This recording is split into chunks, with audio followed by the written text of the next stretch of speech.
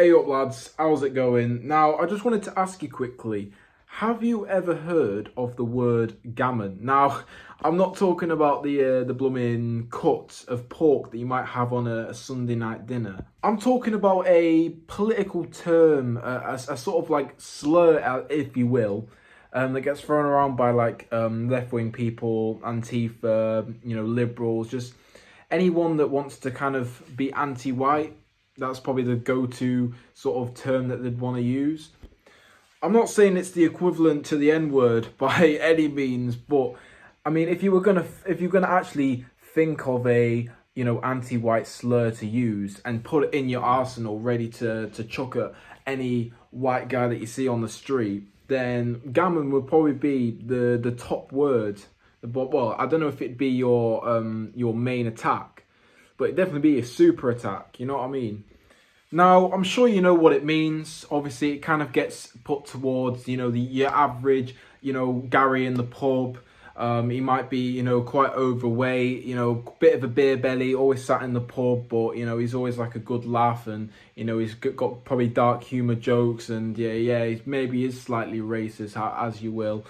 But it's that sort of caricature, it's that sort of phenotype in which the gammon term gets attributed to.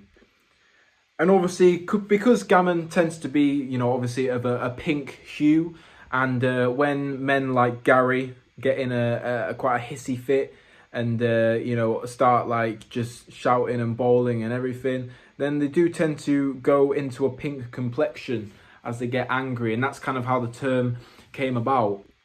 So it really is a sort of debate, like, is the word gammon something that has racial connotations? I know it tends to be a sort of slur that a lot of like white people use, and it kind of is originated from other Caucasian European peoples. I mean, I know that left-wing journalist or commentator, that Owen Jones, like he's been like quite out of it, saying that gammon's got nothing to do with race whatsoever.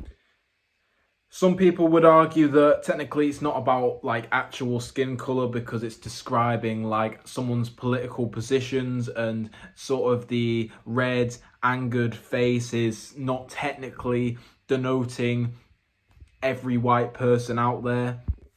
Some would say that, obviously, white people can't experience racism. I use that term racism loosely. I don't really kind of recognize it anymore because the meaning's sort of just lost now. We all know that. But some people say, oh no, because institutionally, white people are more advantaged, or, they can't face systemic racism because they live, all that malarkey.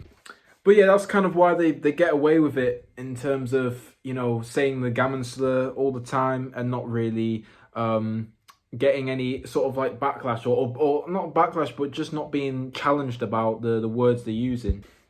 Now, I'm all for freedom of speech and that. Honestly, I'm not here to ban the word. I'm just pondering on it. You know what I mean? Like, yeah, like I said just earlier, like, you don't want to hear the words I say behind closed doors, flipping heck. Like, God forgive me, like, I just need to be better. I keep sinning and that, blooming, saying some really bad stuff, like if I'm angry, swearing sometimes. It's not good, it's not good. Now, I'm not here to debate whether or not it has racial connotations or not. We all know it does. Let's be real. Let's just hold our hands up and say, when Gary, he's throwing arms, he's getting mad, and he's maybe saying something racist, yeah, fair enough. I even think he looks like a pig. So I'm giving you a free pass to basically just admit it. Just admit it, please. I'm just kind of fed up of people using words that blatantly hold the same content and elements that they say that they advocate against, and then in the next word they're just virtue signaling that they have more moral superiority over you.